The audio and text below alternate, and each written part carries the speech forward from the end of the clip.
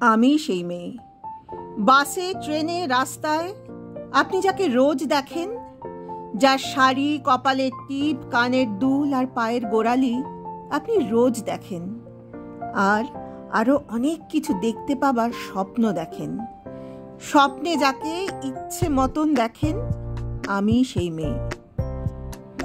বিহারের প্রত্যন্ত গ্রামে দিনের আলোয় যার ছায়া মারানো আপনার ধর্মে নিষিদ্ধ, আর রাতের গভীরে যাকে বস্তি থেকে তুলে আনতে পাইক বরকন্দাজ পাঠান আপনি, আর সুসজ্জিত বিছানায় যার অপেক্ষায় অধীর হয় আপনার রাজকীয় লামপট্ট, আমি সেই মেয়ে।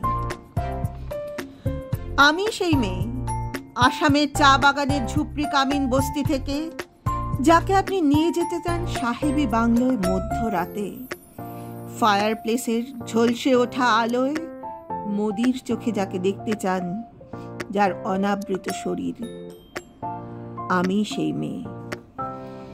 রাজস্থানের শুকনো উঠোন থেকে পিপাসার জল আনতে যাকে আপনি পাঠিয়ে দেন 10 মাইল দূরে সরকারি ইদারায়, আর 20 মাইল হেঁটে ক্লান্ত বিধ্বস্ত যে রমণী ঘরা কাখে ঘরে ফিরলেই যাকে বসিয়ে দেন চুলোর আগুনে আপনার রুটি বানাতে, আমি সেই মেয়ে। আমি সেই মেয়ে যাকে নিয়ে আপনি মগ্ন হতে চান গঙ্গার ধারে, কিংবা ভিক্টোরিয়ার সবুজে, কিংবা সিনেমা হলের নীল অন্ধকারে, যার চোখে আপনি এঁকে দিতে চান ঝুটো স্বপ্নের কাজল, আর ফুরিয়ে যাওয়া সিগারেটের প্যাকেটের মতো পথের পাশে ছুঁড়ে ফেলে আপনার ফুল সাজানো গাড়ি শুভ বিবাহ সম্পন্ন করতে ছুটে যায় শহরের পথে। কোণে দেখা আলোর গোধূলিতে একা দাঁড়িয়ে থাকা আমি সেই মেয়ে। আমি সেই মেয়ে এমনকি দেবতারাও যাকে ক্ষমা করেন না, অহংকার আর শক্তির দম্ভে যার গর্ভে রেখে যান কুমারীর অপমান, আর চোখের জলে কুন্তি হয়ে নদীর জলে বিসর্জন দিতে হয় কর্ণকে, আত্মজোকে, আমি সেই মেয়ে। সংসারের অসময়ের আমিই ভরসা। আমার ছাত্র পড়ানো টাকায় মায়ের ওষুধ কেনা হয়, আমার বাড়তি রোজগারে ভাইয়ের বই কেনা হয়, আমার সমস্ত শরীর প্রবল বৃষ্টিতে ভিজতে থাকে। কালো আকাশ মাথায় নিয়ে আমি ছাতা হয়ে থাকি, ছাতার নিচে সুখে বাঁচে সংসার। আপনারা আমার জন্য অনেক করেছেন, সাহিত্যে, কাব্যে, শাস্ত্রে, লোকাচারে আমাকে মা বলে পুজো করেছেন, প্রকৃতি বলে আদিক্ষেতা করেছেন, আর শহরগঞ্জের কানাগলিতে ঠোঁটে রং মাখিয়ে কুপি হাতে দাঁড় করিয়েও দিয়েছেন। হ্যাঁ, আমি সেই মেয়ে।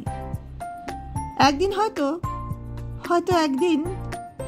অন্য কোনো একদিন আমার সমস্ত মিথ্যে পোশাক ছুঁড়ে ফেলে দিয়ে আমি হয়ে উঠব সেই অসামান্যা।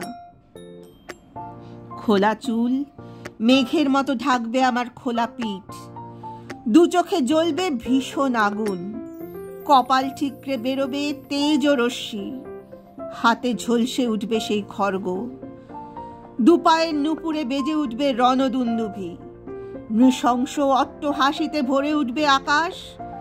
দেবতারাও আতঙ্কে স্তব্ধ হয়ে বলতে থাকবেন, মহামেঘ প্রভা ঘোরাং মুক্তকেশী চতুর্ভুজাং কালিকাং দক্ষিণাং মুন্ডমালা বিভূষিতাং।